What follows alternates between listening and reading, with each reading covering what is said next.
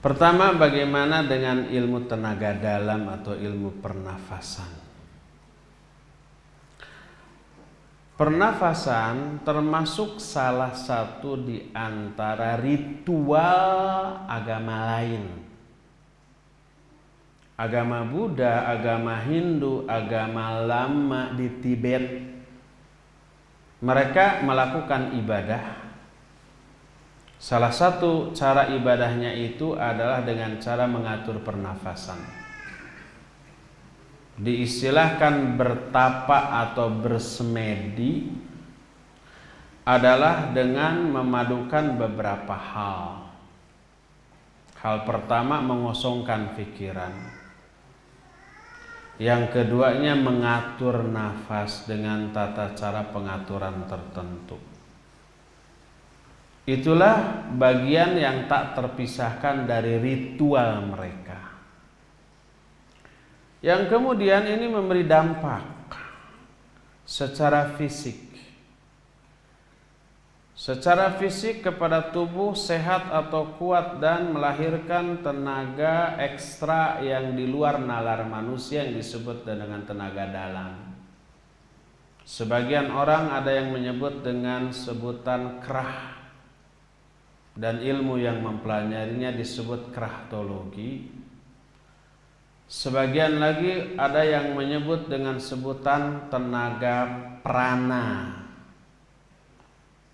Ada lagi juga yang menyebut dengan sebutan tenaga dalam seperti yang umumnya dikenal orang. Semua cara mempelajarinya dasarnya sama, yaitu mengatur nafas dengan cara pengaturan tertentu dan melakukan gerakan-gerakan tertentu secara fisik, tapi gerakan tersebut bukan memukul, menangkis atau menghindar, tapi gerakan tersebut dengan menggesek-gesekkan sebagian anggota tubuh ke badan, menggesekkan tangan ke rusuk. Melakukan gerakan tangan tertentu lalu digesekkan ke badan. Ketika melangkah, si kaki juga nggak boleh mengangkat, tapi harus napak di tanah bergeser sambil menahan nafas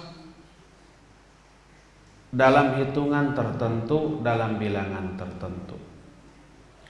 Itu umumnya begitu. Seluruh ilmu tenaga dalam seperti itu. Walaupun jurusnya sedikit bervariasi gerakannya, tapi prinsipnya cara ngatur nafasnya dan menggesek-gesekkan tangan ke tubuh serta si kaki ke tanah semuanya sama. Nah, itu dari ritual agama lain. Termasuk dari sana ada orang yang mengambil metodologi pernafasan hanya untuk kesehatannya semata-mata. Seperti yang dipraktekkan dalam ilmu yoga. Yang diambil apa? Konsentrasi dan kesehatan, kebugaran.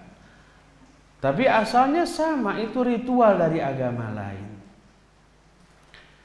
Nah, jangankan ritual agama lain, ritual dari ajaran Islam, tapi dilakukan secara keliru, menyimpang dari sunnah Rasul SAW, setan datang terlibat untuk memberikan ruh kehusuan. Siapa orang yang beribadah kepada Allah Azza wa Jalla dengan sebuah kebid'ahan, maka setan akan menghembuskan ruh kekhusyuan, akan memberikan keluar biasaan baik khusyuk, kuat, tenang dan seterusnya. Itu dalam ajaran Islam, apalagi agama lain. Siapa orang yang melakukan ritual agama lain, setan demen banget. Agar orang itu betah dalam ritual itu, diberi hal-hal yang luar biasa. Salah satu di antaranya bisa melayang gitu ya.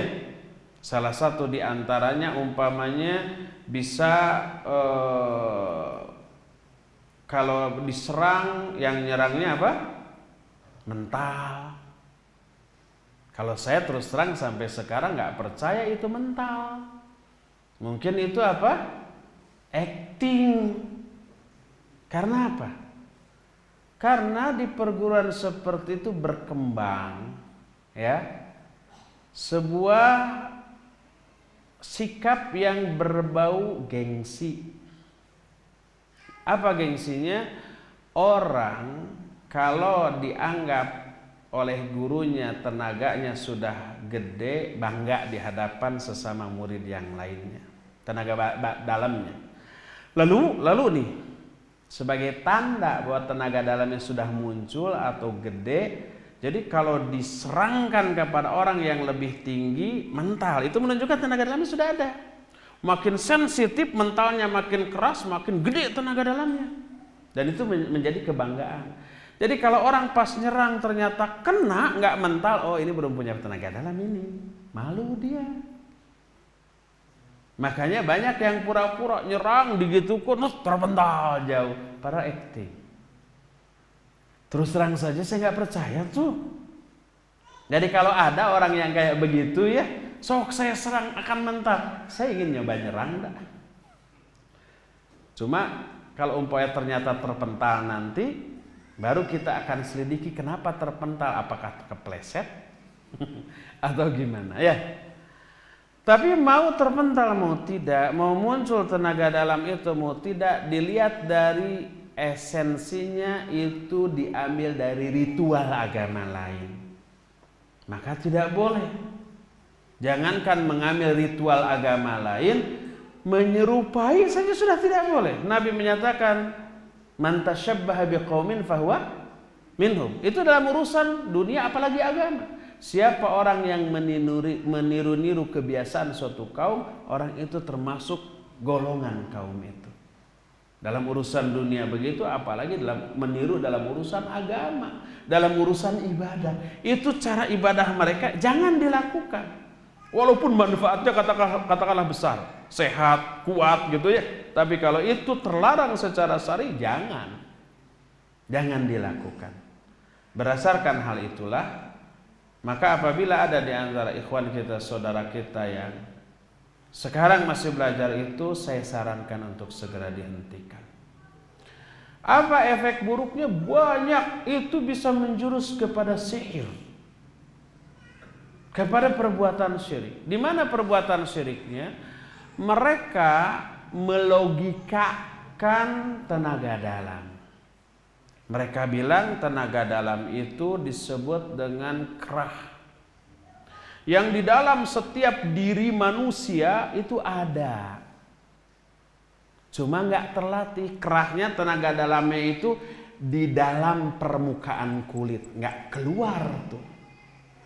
Tapi dalam kondisi tertentu, ketika marah banget, ketika takut banget, ketika gugup banget, adrenalinnya, kadar adrenalin dalam darahnya meningkat, maka kekuatan itu tiba-tiba muncul, kerahnya itu tiba-tiba membesar gitu.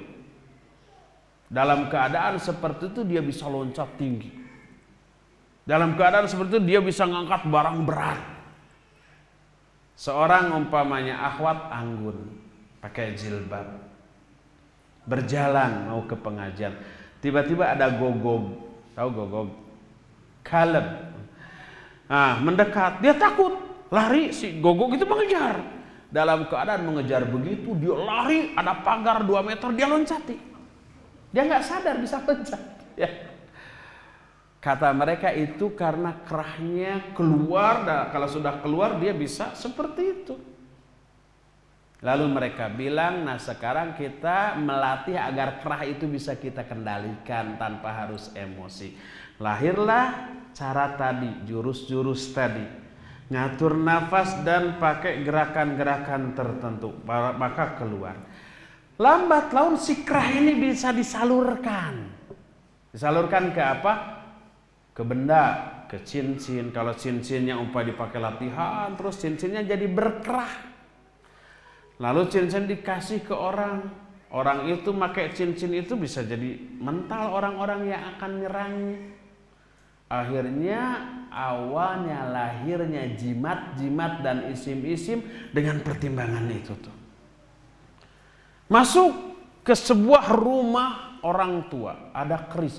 Wah, ini jangan-jangan ada kerahnya. Disedot. Jadi benda-benda pusaka zaman dahulu, keris, batu ali, mereka yakini itu berisi kerah. Orang-orang terdahulu diisikan kerahnya, tenaga dalamnya ke sana. Nah, setelah dikasih tenaga dalam, jadi aja benda pusaka. Dikasih ke orang jadi bermanfaat. Nanti orang yang mau merampok tiba-tiba mental sendiri. Dan itu kata mereka ilmiah. Padahal hakikatnya itu syirik ya. Nanti kita akan bahas beberapa isim tuh, jimat-jimat yang oleh orang-orang yang mempelajari tenaga dalam itu, jimat itu katanya berisi tenaga dalam orang-orang sakti dahulu. Makanya boleh karena itu ilmiah, bisa dijelaskan secara logika. Seperti benar, padahal enggak benar. Oleh karena itu hentikan. Dan nanti setan dari kalangan bangsa jin banyak terlibat dan mudah mengotak-atik kita ya. Demikian wallahu a'lam bishawab.